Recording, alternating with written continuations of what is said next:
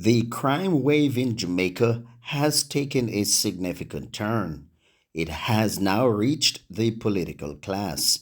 The Municipality of Portmore is now mourning the loss of one of its local government practitioners. Ainsley Parkins, councillor for the Southboro division, was attacked and killed by a gunman or gunmen on Thursday morning while carrying out political duties in his political stronghold he has been representing for more than 10 years. Mayor of Portmore, Leon Thomas, is saddened by the tragedy. It is really a sad day in Jamaica and a sad day for Portmore. Ainsley was a very, very good councillor who always look out for his people and represent his people well.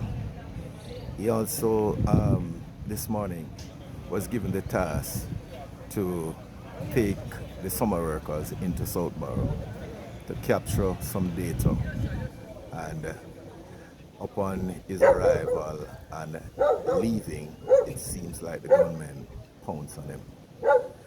It is a situation that the entire staff of the municipal corporation is mourning and deeply sad, and I really want to extend my condolences to the family of Councillor Ainsley Parkins. It's an individual who speaks his mind, hold back nothing, right?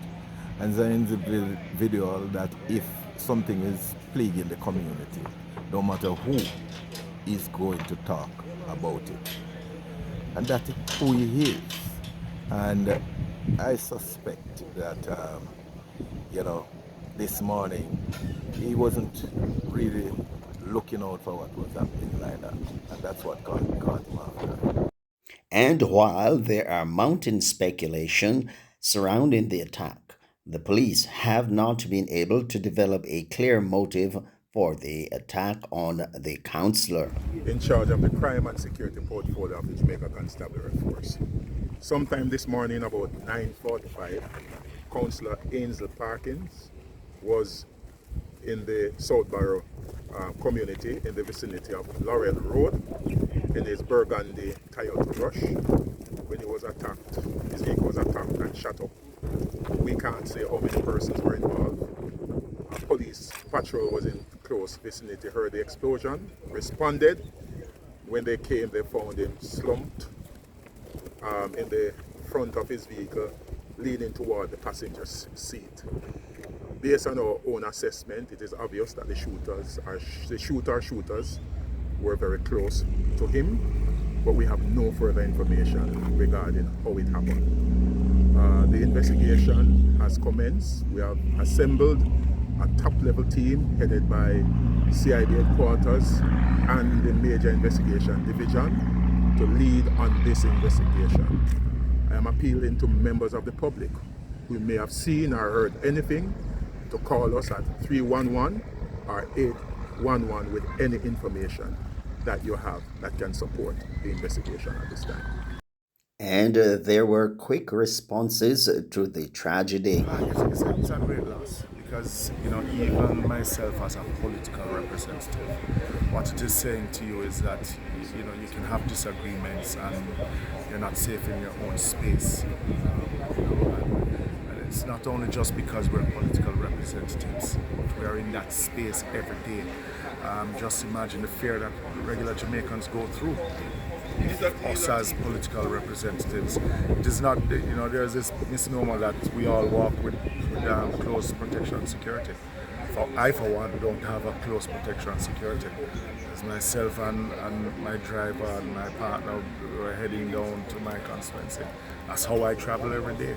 Most times you'll see me driving myself as councillor.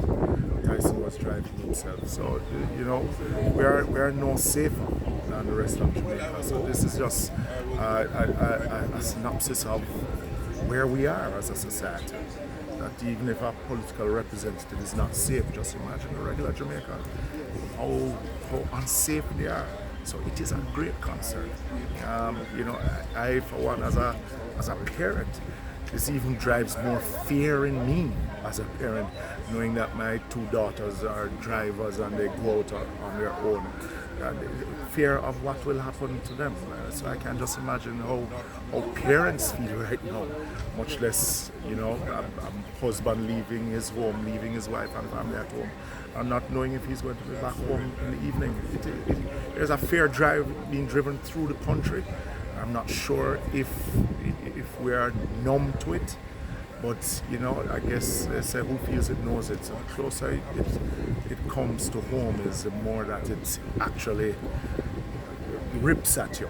I don't think the answer is taking away the human rights of persons in the state of emergency. After a while, if after 5 years and in the same space that you have called a state of emergency, you're having murders in there, then obviously something is wrong. If it is that we have to ask for international help, as we have done in the past. The police is stretched. They don't have enough police on the ground. They don't have enough vehicles. I am willing to give up my CDF $20 million a year to make sure that they can buy police vehicles. Mile Gully Police in my own constituency, which is the largest policing area in the country, has one vehicle. One. He has worked tirelessly. So, as I said before, as an ordinary community leader and as a political representative, in Portmore over the years, he has coined the phrase or description of himself as a councillor, as a local community practitioner. And that's how he has always wanted to be referred to. And those were those words.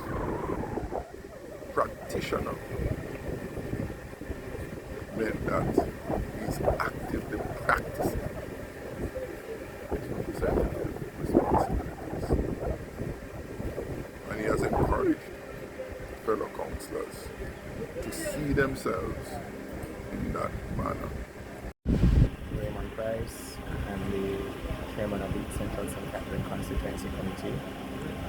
I came to know Tyson many years ago when I served as Region Secretary for Region 4, when he came to the region and indicated he wanted to be the candidate for the Southboro division.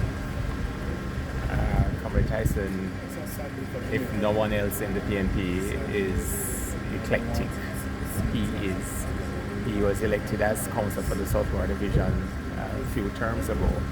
But of all of the 200 plus councillors in Jamaica, he's the only one who described himself as a local government practitioner, which was his way of symbolizing that he has elevated the job, elevated the role, and approaches it with enthusiasm that is very difficult to match. Even on his worst day, he is more enthusiastic and energetic about his job than many people are on their best day. And that was Cover Story. Tune in again next time for another edition of Cover Story. In the meantime, like, share, subscribe, and comment.